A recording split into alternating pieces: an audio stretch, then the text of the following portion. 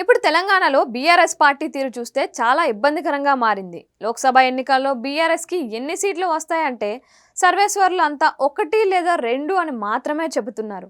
అంటే BRS దైన్యం వర్ణించతరమా? BRS ఆషామాషీ party కాదు, పద్దేటి. ఇక కేసీఆర్ అంటే పొలిటికల్గా ఒక బ్రాండ్ అన్నట్లుగా కథ సాగింది. అలాంటి కేసీఆర్ ఇప్పుడు తెలంగాణ రాజకీయాల్లో జీరో అయ్యారు. తెలంగాణలో అధికారంలో కాంగ్రెస్ పార్టీ ఉంది. అది ఒక జాతీయ పార్టీ. ఆ పార్టీ ఓడినా 10 ఏళ్ళు రాజకీయంగా ఇబ్బందులు పడినా ఒక్క ఛాన్స్తో మళ్ళీ అధికారం పట్టేసింది. సో కాంగ్రెస్కి ఇబ్బంది ఏమీ లేదు. ఇక మరో జాతీయ పార్టీగా బీజేపీ ఉంది.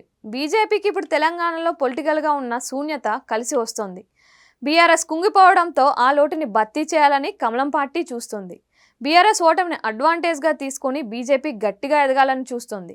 అసెంబ్లీ ఎన్నికల్లో చూస్తే బీఆర్ఎస్ 100కి 80% తగ్గిపోయింది. ఆ క్షీణత అలాగే కంటిన్యూ అవుతుంది. అది కాస్త లోక్సభ ఎన్నికల తర్వాత మరింతగా ఉంటుందని, లోక్సభ ఎన్నికల తర్వాత బీఆర్ఎస్ దుకాణం పూర్తిగా బంద్ అవుతుందని అంటున్నారు. బీఆర్ఎస్లో ప్రస్తుతం ఎంపీ సీట్లకు పోటీ చేసేవారు కరువు అయ్యారు. ఒకప్పుడైతే బీఆర్ఎస్లో సీట్ల కోసం క్యూ కట్టేసేవారు. బీఫారాలు ఎవరికి వస్తాయో అని తెగ టెన్షన్ పడేవారు. ఇప్పుడు టికెట్ ఇస్తామంటే ముఖం చాటేస్తున్నారు. ఇక బీఆర్ఎస్ పూర్వరూపం టీఆర్ఎస్ ఉద్యమ పార్టీగా ఆవిర్భవించింది. ఆనాడు చూస్తే కేసీఆర్ తప్పితే ఎవరూ లేరు. కానీ ఆ టైంలో కూడా టికెట్ల కోసం ఎంతోమంది ఆశపడేవారు. టీఆర్ఎస్ నుంచి పోటీ చేస్తే చాలు అన్నట్లుగా ఉండేవాళ్ళు. అలాంటిది 10 ఏళ్ళ అధికారం చూసి 25 ఏళ్ల వయసు కలిగిన బీఆర్ఎస్లో ఈ దీన పరిస్థితి ఏంటి అన్న చర్చ పెద్ద ఎత్తున కొనసాగుతోంది.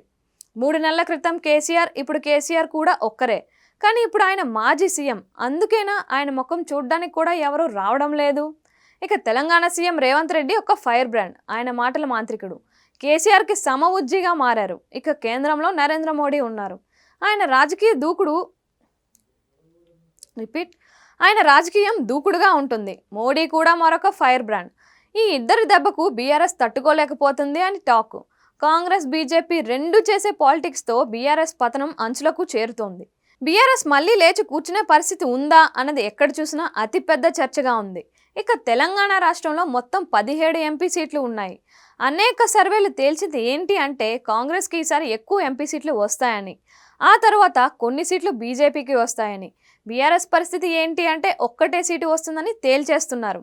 ఆ సీట్ మెదక్ది అని అంటున్నారు. ఈ మెదక్ ఎంపీ సీటు కూడా గెలవడం అన్నది సిద్దిపేట అసెంబ్లీ సీట్లో వచ్చే మెజార్టీ మీద ఆధారపడి ఉంటుంది. సిద్దిపేట అంటే బీఆర్ఎస్ అధినేత కాంగ్రెస్ సొంత ఊరు, సొంత సీటు. ఇక మెదక్ పార్లమెంట్ పరిధిలో కూడా బీజేపీ బలంగా తయారైంది. ఇక్కడ బీఆర్ఎస్ ఓట్లను బీజేపీ చీల్చితే మెదక్ ఎంపీ సీటు కూడా గెలుచుకోవడం కష్టమని అంటున్నారు. ఇదిలా ఉంటే బీఆర్ఎస్ 3 నెలల్లో ఇంతలా ఇబ్బంది పడడానికి కారణం ఆ ముగ్గురే అని వినిపిస్తుంది. పార్టీ అధినేత కేసీఆర్ కాలు విరిగి రెస్ట్ తీసుకోవడం కూడా పార్టీకి శాపమైంది. ఇక కేటీఆర్ తీరు కూడా సరిగ్గా లేదు అనే కామెంట్ వినిపిస్తుంది. అధికారంలో ఉన్నప్పుడు చక్రం తిప్పిన ఆయన ఇప్పుడు సవాళ్లు చేస్తూ బిగ్ స్టేట్మెంట్ ఇస్తున్నారు. కానీ జనంలో విశ్వాసం పొందేలా పార్టీని బిల్డప్ చేయలేకపోతున్నారు. అదేవిధంగా కుమార్తె కవిత కూడా పార్టీ కష్టకాలంలో కష్టపడాల్సింది పోయి ఇంకా మీడియా ముఖంగానే స్టేట్మెంట్స్ ఇస్తూ పోతున్నారు. ఇలా ఒకే కుటుంబంలో తండ్రి, కొడుకు, కుమార్తె అధికారం లేకుండా పార్టీ కాడ వదిలేయడం వల్లనే గులాబీ పార్టీకి ఇన్ని తిప్పలు అని అంటున్నారు. బీఆర్ఎస్ ఇప్పట్లో కోలుకోదా లేక ఎప్పటికీ కోలుకోదా అన్న భయాలు, సందేహాలు కేడర్లో వస్తున్నాయంటే ఈ ముగ్గురి వైఖరి కారణం అన్న విమర్శ సర్వత్రా వినిపిస్తోంది.